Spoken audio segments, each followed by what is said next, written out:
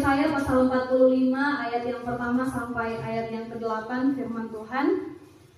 Beginilah firman Tuhan, inilah firmanku kepada orang yang kuurapi, kepada Kores yang tangan kanannya kupegang, supaya aku menundukkan bangsa-bangsa di hadapannya dan melucuti raja-raja. Supaya aku membuka pintu-pintu di hadapannya dan supaya pintu-pintu gerbang tidak tertinggal tertutup. Aku sendiri berjalan di depanmu dan hendak meratakan gunung-gunung. Aku hendak memecahkan pintu-pintu tembaga dan mematahkan palang-palang besi. Aku akan memberikan kepadamu harta benda yang terpendam dan harta kekayaan yang tersembunyi, supaya engkau tahu bahwa akulah Tuhan Allah Israel yang memanggil engkau dengan namamu. Oleh karena hambaku Yakub dan Israel pilihanku, maka aku memanggil engkau dengan namamu dan memberimu gelar sekalipun engkau tidak mengenal aku. Akulah Tuhan dan tidak ada yang lain, kecuali aku tidak ada Allah. Aku telah mempersenjatai engkau sekalipun engkau tidak mengenal aku, supaya orang tahu dari terbitnya matahari sampai terbenamnya bahwa tidak ada yang lain kecuali aku. Akulah Tuhan dan tidak ada yang lain, yang menjadikan terang dan menciptakan gelap, yang menjadikan damai sejahtera dan menciptakan malapetaka. Akulah Tuhan yang membuat semuanya ini. Hai langit, teteskanlah keadilan dari atas, dan baiklah awan-awan mencurahkannya. Baiklah bumi membuka diri dan bertunaskan keselamatan, dan baiklah ditumbuhkannya keadilan. Akulah Tuhan yang menciptakan semuanya ini. Sedemikian jauh firman Tuhan yang kita boleh baca pada pagi hari ini. Dan melalui pembacaan firman Tuhan kita pada pagi hari ini, kita akan merenungkannya di bawah satu tema, yaitu kuasa Allah yang melampaui perbedaan. Kuasa Allah melampaui perbedaan. Jemaat yang dikasihi oleh Tuhan, berbicara tentang perbedaan dapat diartikan beda atau tidak sama.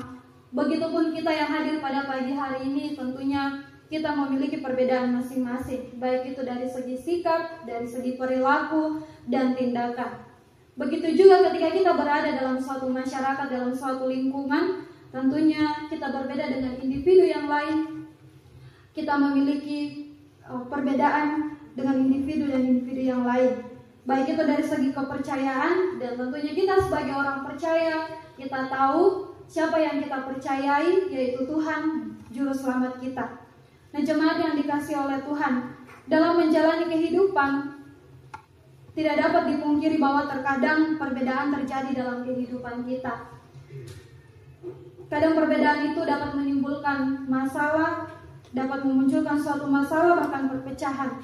Baik itu karena adanya perbedaan pendapat antara umat beragama, atau kita yang ada pada saat ini dalam persekutuan kita memiliki perbedaan pendapat dengan yang lain. Tetapi saya mau katakan bahwa jangan karena perbedaan pendapat ini kita berselisih dengan satu yang lain. Tetapi mari kita untuk saling memahami, saling menerima pendapat satu dengan yang lain, saling menerima setiap masukan yang dipaparkan oleh rekan-rekan kita. Kita memang manusia sangat terbatas dalam memahami setiap perbedaan yang ada, sehingga inilah yang terkadang menyebabkan kita tidak maju, baik itu dalam keluarga, persekutuan, maupun dalam pelayanan. Meskipun kita manusia memiliki keterbatasan, tetapi kita memiliki Allah yang tidak terbatas. Ia mampu memahami kita setiap umatnya. Ia memiliki kuasa atas segala sesuatu. Allah kita itu maha tahu, bahkan Allah dapat melampaui segala sesuatu yang menurut pemikiran manusiawi kita itu tidak masuk akal. Yang mungkin dalam kehidupan kita, dalam menjalani kehidupan, terkadang kita diperhadapkan dengan situasi yang sulit, situasi yang rumit. Ya, kita mengatakan bahwa saya tidak bisa menjalani ini, saya tidak mampu menghadapi ini, tidak ada jalan keluar yang saya temukan. Kenapa saya yang harus mengalami ini? Bagaimana caranya supaya saya keluar dari situasi ini? Ya, itu pemikiran kita sebagai manusia, tetapi berbeda dengan Allah. Allah memiliki cara, banyak memiliki cara untuk menolong kita anak-anaknya, untuk menolong kita umatnya. Seperti bangsa Israel yang berada di dalam pembuangan. Mereka menghadapi situasi yang sangat sulit. Mereka hidup di negara yang asing. Tetapi Allah menyatakan kuasanya yang melampaui perbedaan, yang artinya bahwa kuasa Allah itu tidak terbatas pada umat pilihannya. Allah dapat memakai siapa saja. Dalam pembacaan kita bahwa dikatakan bahwa Allah memilih Kores sebagai alatnya untuk menyelamatkan umat Israel. Tetapi siapakah Kores ini, jemaat Tuhan? Kores ini adalah seorang raja Persia, dan ia adalah seorang yang tidak mengenal Allah. Nah, jemaat yang dikasihi oleh Tuhan, dalam persekutuan kita tentu setiap kita memiliki perbedaan. Perbedaan bukanlah menjadi tolak ukur untuk melayani Tuhan. Dan melalui pembacaan kita pada pagi hari ini kita akan belajar bahwa apa bukti kuasa Allah melampaui perbedaan. Apa bukti bahwa kuasa Allah itu melampaui perbedaan? Yang pertama yaitu jemaat Tuhan, Allah memanggil Kores. Kores adalah seorang raja Persia yang berkuasa pada abad ke-6 sebelum Masehi. Dia dikenal sebagai pendiri kekaisaran Persia yang besar. Secara historisnya, Kores bukanlah seorang Israel atau penganut agama Yahudi. Akan tetapi, dia adalah seorang yang penyembah berhala. Namun, ia memiliki peran yang penting dalam sejarah Israel karena keterlibatannya dalam pembebasan bangsa Israel dari pembuangan di Babel dan mengizinkan mereka untuk kembali ke Yerusalem. Kores dipilih dan dipanggil langsung oleh Allah Kores dipilih langsung dan dipanggil langsung oleh Allah untuk membebaskan umatnya dari pembuangan. Kata panggilan atau memanggil ini dalam bahasa Ibrani yaitu kara, yang lebih menekankan adanya tindakan Allah yang menunjuk, menamai, dan mengangkat. Kata kara atau memanggil merujuk kepada kedaulatan Allah yang memanggil dan menetapkan seseorang sesuai dengan rencananya, terlepas keadaan pribadi atau iman orang tersebut. Allah memanggil Kores untuk menjadi alat dalam rencananya meskipun ia tidak mengenal Allah. Pemanggilan ini menunjukkan bahwa Allah memiliki otoritas atas setiap bangsa dan dapat memakai siapa saja, terlepas dari latar belakang mereka. Kores dipilih bukan karena ia adalah seorang yang saleh, seorang yang taat agama, tetapi karena Allah ingin menggenapi janjinya kepada umatnya. Ini merupakan bukti bahwa pemanggilan Allah tidak terbatas pada kelompok-kelompok tertentu. Allah tentunya mempunyai maksud dan tujuan mengapa ia memanggil atau menunjuk Kores untuk membebaskan umatnya dari pembuangan di Babel. Karena pada saat itu bangsa Israel berada di pembuangan dan Allah berjanji untuk membebaskan mereka. Itulah sebabnya Allah memanggil Kores untuk membebaskan umatnya Israel. Bangsa Israel berada di pembuangan selama 70 tahun. 70 tahun bukanlah waktu yang singkat. Mereka harus hidup di negeri asing, jauh dari kota mereka, jauh dari Yerusalem. Tetapi Allah yang setia kepada janjinya, sehingga ia menggerakkan hati Kores untuk membebaskan umatnya dan pulang ke Yerusalem. Tuhan mau agar Kores yang tidak mengenal Allah mengetahui bahwa Allah yang memanggilnya adalah Allah orang Israel. Tuhan ingin agar rakyat yang dipimpinnya, bahkan bangsa lain yang tidak mengenal Allah, menjadi mengenal Allah dan mengakui bahwa Dia adalah Allah kita, satu-satunya juru selamat. Nah, jemaat yang dikasihi oleh Tuhan, setiap kita orang percaya, setiap kita orang Kristen memiliki panggilan. Secara khusus kita dipanggil untuk menjadi pelayan Tuhan. Pelayan Tuhan adalah orang yang dipakai, orang yang membantu, orang yang dipanggil untuk melayani pekerjaannya. Ketika kita merasakan panggilan, mari kita meresponi panggilan itu. Jika kita ditunjuk untuk mengambil bagian dalam pelayanan, dalam ibadah-ibadah, mari kita lakukan dan kerjakan itu. Jangan kita beralasan bahwa saya tidak mampu, saya tidak tahu menyanyi, saya tidak tahu berdoa, saya tidak bisa berdiri di depan banyak orang, saya gugup kalau berdiri di depan banyak orang.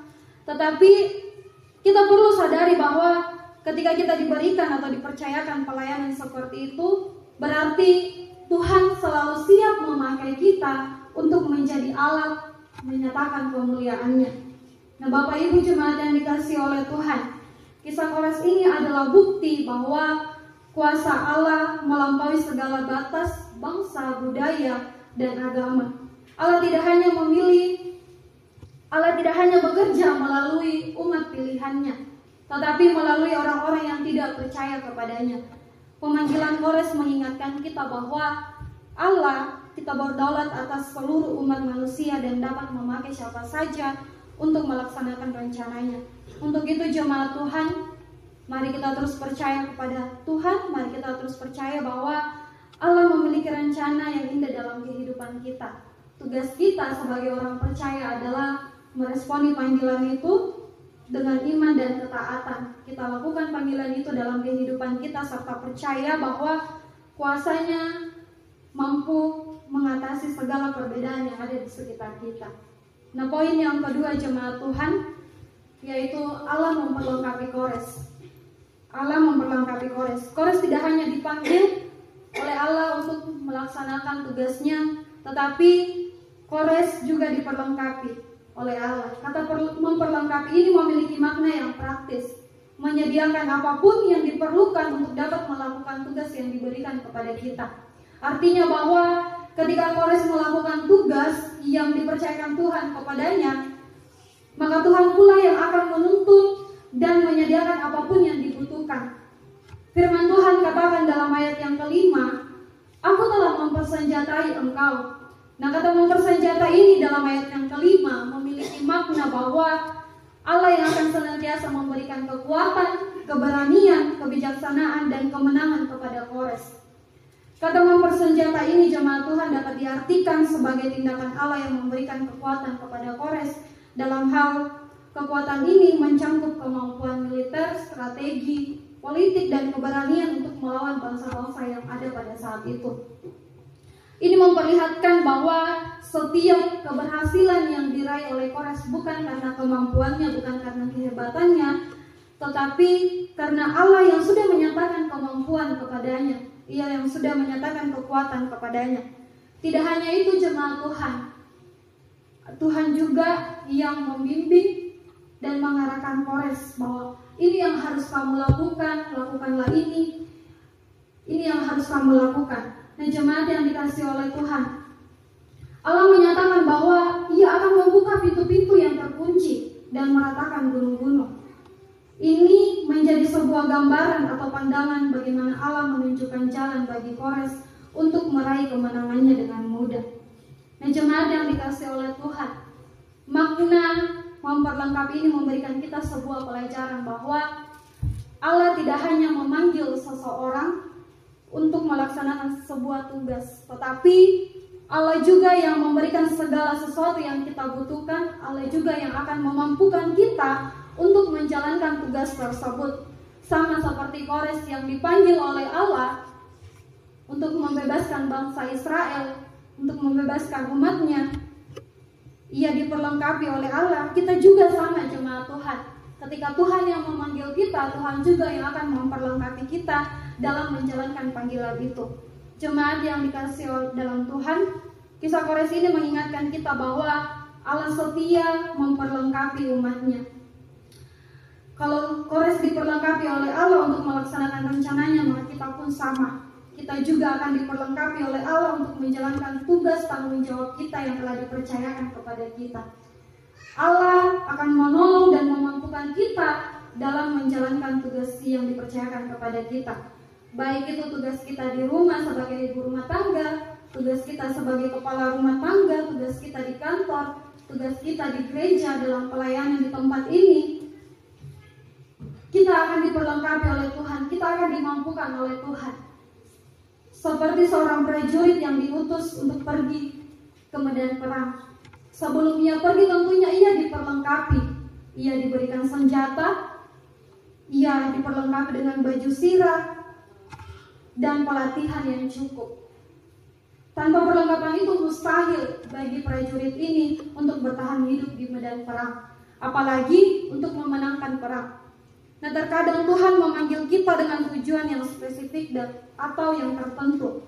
Ketika Dia yang memanggil kita, Dia juga yang akan memperlengkapi kita agar kita mampu menjalankan tugas itu. Seperti Kores yang diperlengkapi oleh Allah dan prajurit yang diperlengkapi dengan senjata. saya mau katakan kepada kita bahwa jangan biarkan rasa keraguan dalam diri kita, rasa ketidakmampuan yang ada dalam diri kita menghiraukan panggilan Tuhan. Tetapi mari kita yakinkan diri kita bahwa ketika Tuhan yang memanggil saya untuk mengangkat pelayanan ini, maka Tuhan juga yang akan memperlengkapi, yang akan memampukan untuk mengangkat setiap tugas tanggung jawab yang dipercayakan. Jemaat yang dikasihi oleh Tuhan. Poin yang ketiga dalam pembacaan kita pada saat ini, dalam firman Tuhan kita pada saat ini, yaitu Allah memakai Kores. Setelah Kores dipanggil dan diperlengkapi oleh Allah, akhirnya Allah memakai Kores untuk membebaskan umatnya dari pembuangan di Babel. Meskipun Kores bukanlah seorang yang mengenal Allah, yang tidak mengenal Allah, seperti yang saya katakan tadi, yang jelaskan tadi bahwa ia adalah seorang yang tidak mengenal Allah, ia adalah seorang penyembah berhala. Akan tetapi Allah memakai dia sebagai pemimpin yang membawa kebebasan bagi umatnya. Hal ini menunjukkan bahwa Allah dapat memakai siapa saja. Kores menjadi tangan Tuhan untuk membebaskan umat Israel dari pembuangan yang berlangsung selama 70 tahun.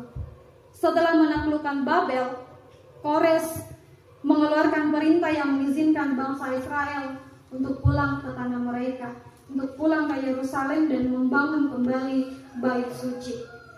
Tindakan yang dilakukan oleh Kores ini tidak hanya memberikan kebebasan kepada bangsa Israel, tetapi juga mencerminkan pemenuhan janji Allah kepada bangsa Israel.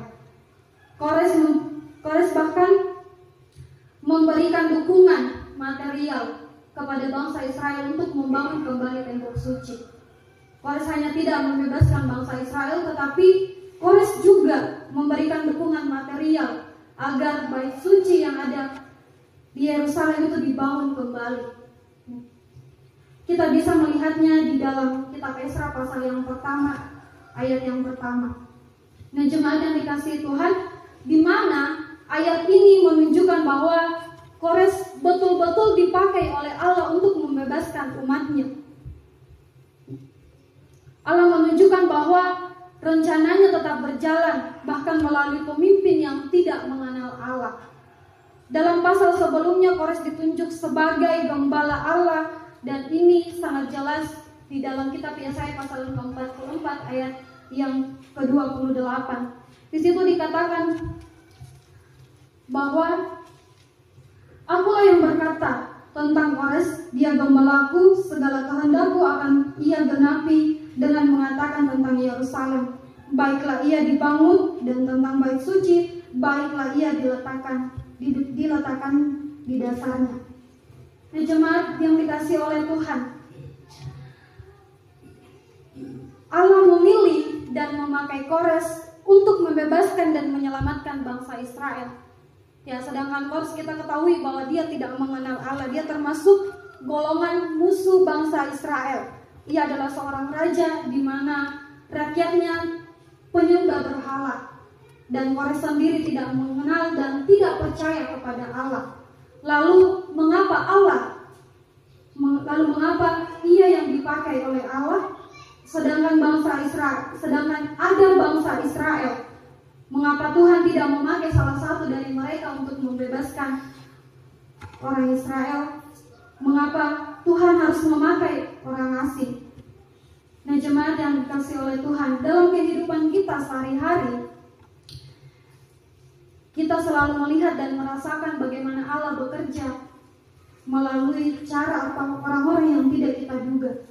Allah kadang-kadang memakai seseorang yang tidak mungkin seiman dengan kita, yang berbeda keyakinan dengan kita, seseorang yang tidak peduli dengan kita, untuk membawa pertolongan bagi kita, untuk membawa berkat bagi kita, jemaat Tuhan.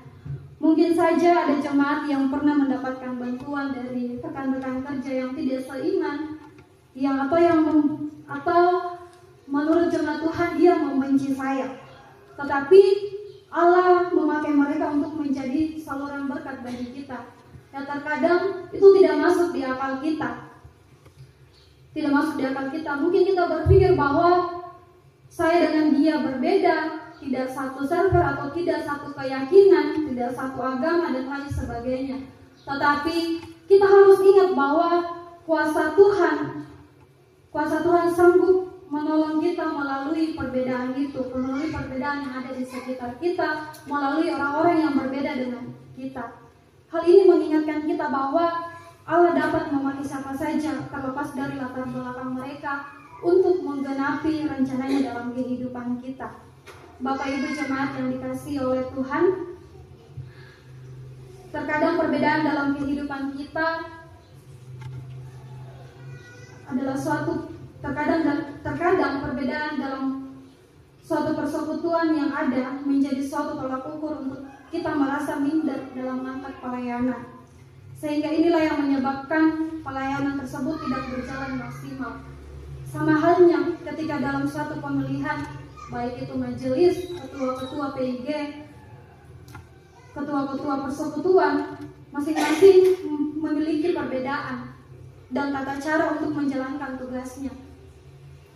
Tidak selalunya harus sama, tetapi ingatlah bahwa Tuhanlah yang telah memilih, telah memanggil, dan memperlengkapi serta memakai orang-orang tersebut untuk menjadi pelayan Tuhan dan menjadikan kita milik kepunyaannya.